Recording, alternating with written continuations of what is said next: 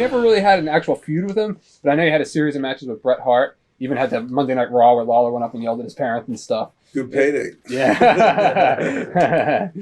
Bret's class act. Great guy. Yeah. Real good friend of mine. Real good worker. You know, as far as his business, that's his business. He handled it well and it was shrewd. But with me, it was just a lot of talent in the ring that was able to get their shit off and really go to town, you know, and without any heat afterwards or before. It was just, all right, man, let's go do it. And we did it. So, speaking of Bret, another question later. Vince recently did an interview, and he called Bret a quote-unquote pain in the ass. I mean... That's what I said. Well, whatever business is well, Vince is a pain in the ass, too, but that's business. It's business. You're looking at hundreds of millions of dollars, you know? All right. You know, you got a guy on top, you make him a millionaire, and then all of a sudden you get to tell a boss no because you don't need the money. I would love to be in that position. Yeah. You know, but that's business. And that's the way it's always going to be. Hogan too. You know, he wanted it all. Vince didn't want to give it to him all, so he left. Yeah.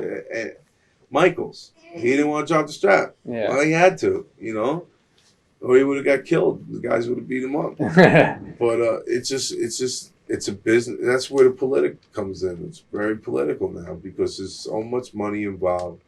And if half the boys ever knew how much money was involved, they'd be a prick too. Yeah. You know, they just don't have a clue or they don't have the balls to go up and talk about it. What was I think you were in when Vince was on trial. Yeah, I was there. Yeah. What was the buzz and the feeling in the locker room amongst all the boys? That I was paying for his fucking attorneys. Well, Vince went down, we went down, so we were pulling for Vince. I really was. I didn't want to. You know, I don't want to see New York go down. I hope they do zillions of dollars. All right. I don't want to see WCW go down because then I got places to go if things don't work out here. Yeah. You know, I wish them all well, and it need to be strong. They need to just be a little bit more nicer, you know, and treat their talent a little better. Was there ever any fear that it was going to go down? Not at all. Nah. Not at all. No, Vince got too much money. You know, I mean, they knew that shit. It was going to get thrown. That was over what, $67 worth of steroids. Yeah, it was something minuscule. It was bull. Yeah, it was all baloney. A lot of names got dragged into it. Yeah, Zahari and all with the drugs and all. And, right. You know, so it was just a stupid move on Vince's part. Yeah, that's all it was. Was Vince any different after the trial, or? Yeah, it was like taking a big shit. He was relieved.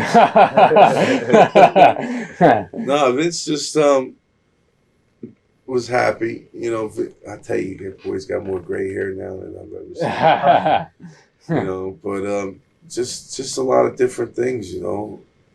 Yeah. I mean, come on, he got a $5 million that cost him $5 million.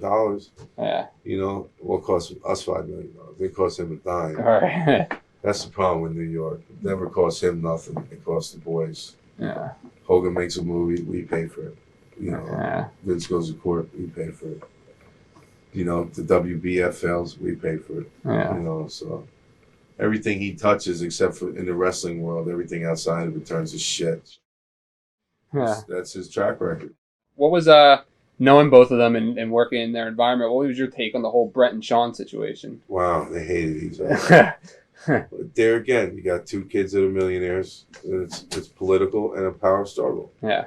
You know, I don't want to do this. I don't want to do that. You know, it's just both their egos pushed them to a point where they couldn't agree upon anything, and it drove them to where. Come on, man. You got millions of dollars. You don't have to work. I don't want to do it. Fuck you. All right. Well, fuck you. You know? All right. Well, all right. We ain't doing it. Yeah.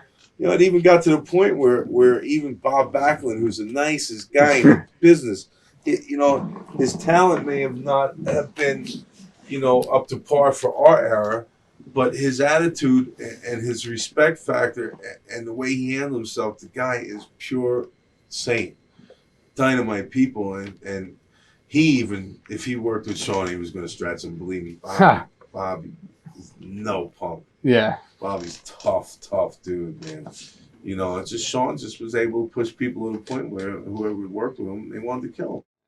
It's funny because Sid was telling us a story that he worked triangle matches with the two of them, And he said whenever he would work with Bret, it would just be real easy. They do whatever they do and talk about it. You know, it'd take them 10 minutes to put something together. He said when he'd work with the two of them together, he said Bret and Shawn would sit there for hours, and they'd have the road agents in there going over all kinds of finishes, and this one wouldn't want to do this, and this one wouldn't want to do that. And You don't have to Yeah. when you got millions of dollars in the bank. yeah, You don't have to. yeah.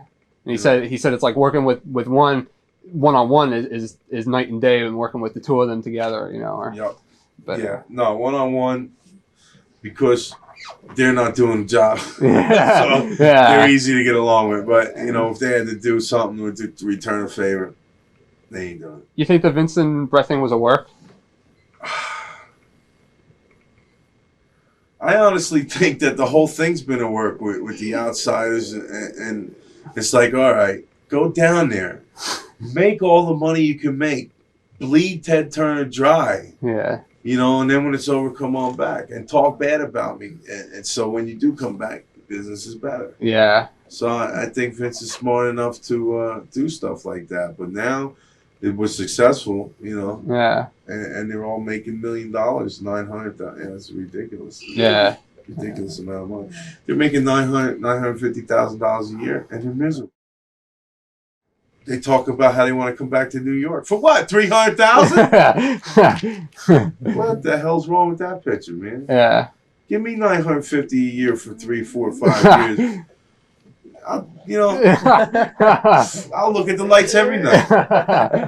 Should have did it for 250 grand. I mean, with that kind of money, they never have to work again after they're done. You know. You pull 3, 4 years there, Yeah. and you ain't got nothing to fear. All right. Unless you're a drug addict. And all your money's down the toilet. Then your money's gone.